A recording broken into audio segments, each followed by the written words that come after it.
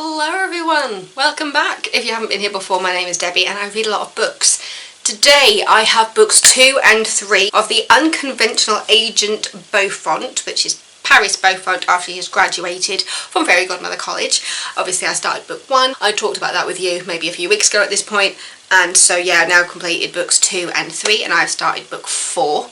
This is 9 books, so now I'm at 3, I'll then do 6 and then 9, so to keep you well versed. As I said before, these ones just generally all feel a bit longer. Book 2 was 89 chapters, book 3 is 87, and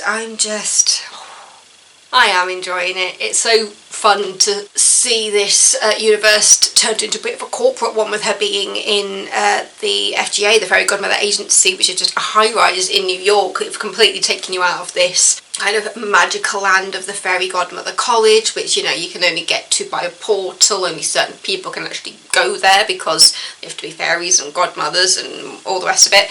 And yeah, so now she's in New York and she's been put in charge of a section which isn't expected to do much. She's got 2 employees, and she now has a 3rd employee because she now has a secretary of sorts who is apparently one of the oldest people in the building, who, for a technicality, she's not retiring, and it turns out that she sleeps a lot, but she's also very good at her job when she is awake and alert, but she sleeps a lot. So she's dealing with that. It's just seeing her taking down people and seeing how Godmother Willow and Mei Ling still drop in on her, and seeing her relationships with other characters that we have already fallen in love with from the previous book series through Sophia and Liv. We're still getting bits of Liv and Stefan's story now they've come back after they were missing for so long. I feel like that's been slowly dripped through the story, but you are mainly focusing on Paris. We saw kind of the beginning of the love story with Hemingway when she was at college, with him being like the groundskeeper almost. And obviously now that she has graduated, her winning idea that she had with the farm-to-table restaurant, and that is blooming. She's got people employed. Her uncle Clark, which is Sophia and Liv's brother, is involved, and yeah, so she's just got all this support around it. It's really nice to see somebody's community, even when she's questioning herself, because I'll go into it more when I talk about books 4, 5 and 6, but we're at a point when she's like, I'm still quite young, I'm still only the first female agent of the Fairy Godmother Agency. And so she still doesn't completely have a confidence in herself yet, as she's told things that she needs to take responsibility for. So yeah, it's just seeing her grow in that confidence of going, no, I am here for a reason, and I have been trusted with this by St. Valentine for a reason. Obviously, I am an agent for change. It has been prophesied that I will be changing this business, this company, and the world, as all the members of the Beaufonts seem to have some kind of prophecy on them. Just seeing Paris come into her own and seeing her as a boss in charge of people, and I just find it, one part of the story which I'm really intrigued by is the fact that whenever they're in the lifts, the elevators alone, the lift will take you to where it thinks you need to go rather than where you want to go. And so whenever she goes into the elevator by herself, she is taken to the basement, which is dark, and she actually fought a demon with her father down in that basement. And so you're just there going, why is she kept taken to the basement? I've just seen a moment where she was taken down, and we actually find out the reason she was brought down in that moment, but there's obviously more to it. So I'm really intrigued as to how the basement will come into the story. You know, why is it that she keeps being sent down there? You know, what is down there that is so important? The elevator keeps taking her down there. It was just like, I think you need to come down here, and she's going, no, and she's calling Wilfred, which one? This one, Alfred. I'm getting the robots mixed up. There was I think it was Wilfred in the Fairy Godmother College, and this one is Alfred, which is the robot that gets summoned everywhere.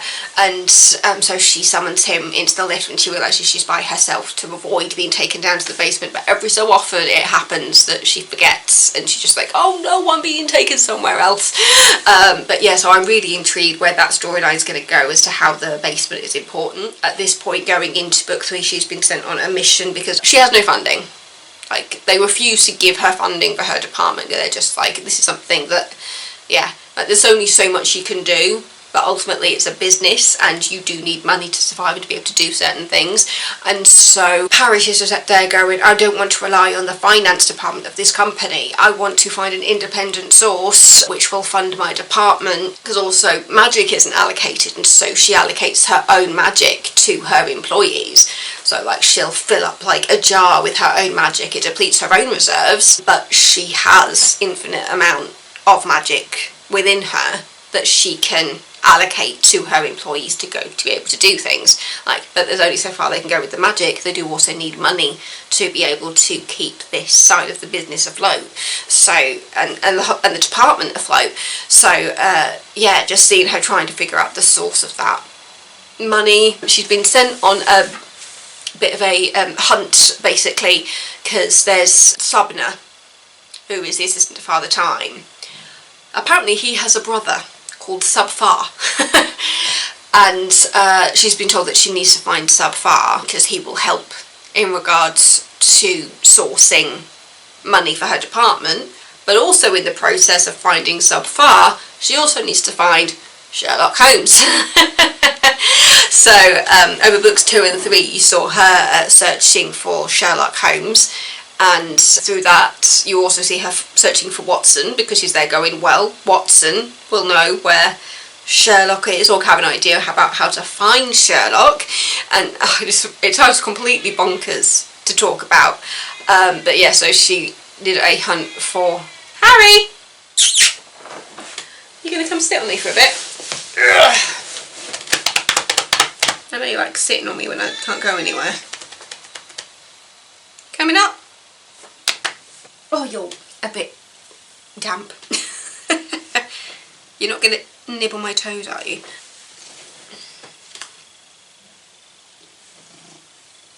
Oh, you've got very muddy paws. But yeah, so she's been on the search for Sherlock Holmes, and she did find him in book 3, which led us on a hilarious mission where they were trying to find Faraday, the squirrel, and Sherlock Holmes joined up with King of the Fae, Rudolph.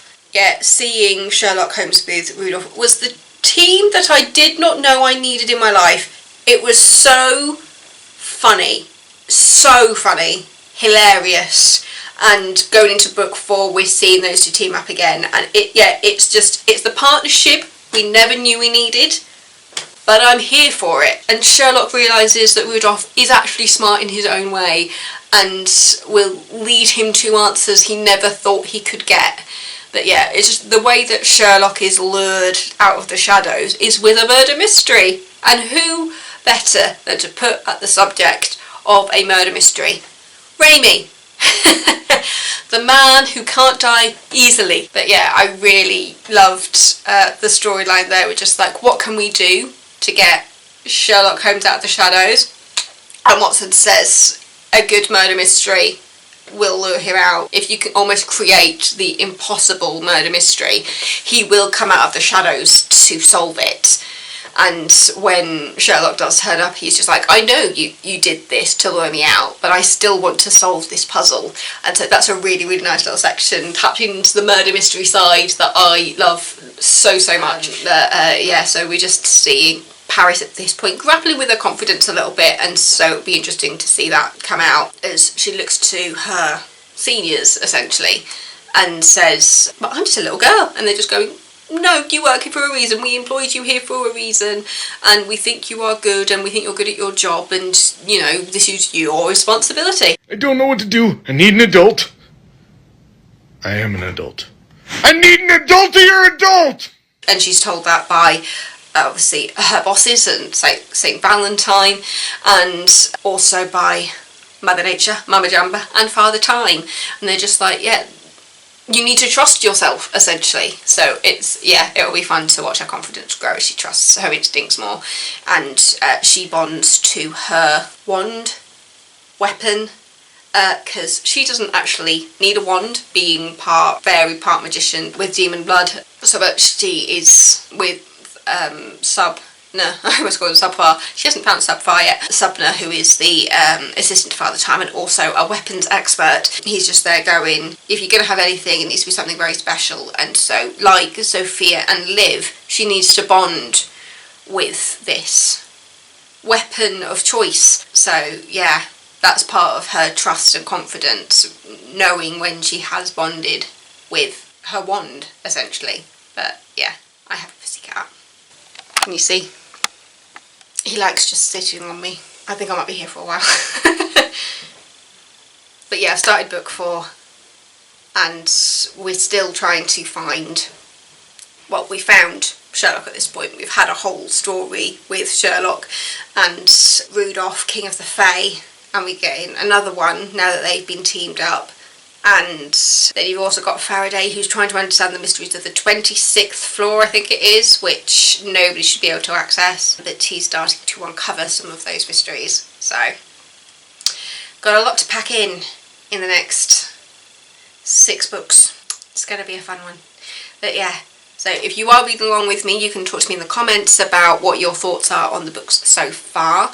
I'll admit, I did recently have a comment of somebody, what's the end of this book? It wasn't even Paris related, but it was another book, and it was just like, well, I'm not going to spoil it, but I'll tell you this certain particular book was a ghost story, and they were just like, but I need it for school. And I'm just there thinking, read the book, it's not that long, because it was part of a short story thing. If you want to use some of these for helping understand certain themes of books, I'm okay with that, but don't ask me to do your work for you, because I won't do that. But yeah, I've got some things to do and I'm at the theatre tonight, so yeah, got a lot of stuff happening at the moment. So thank you so much for watching, don't forget to subscribe and I will see you next time with another video. Stay safe everybody, I love you all, goodbye!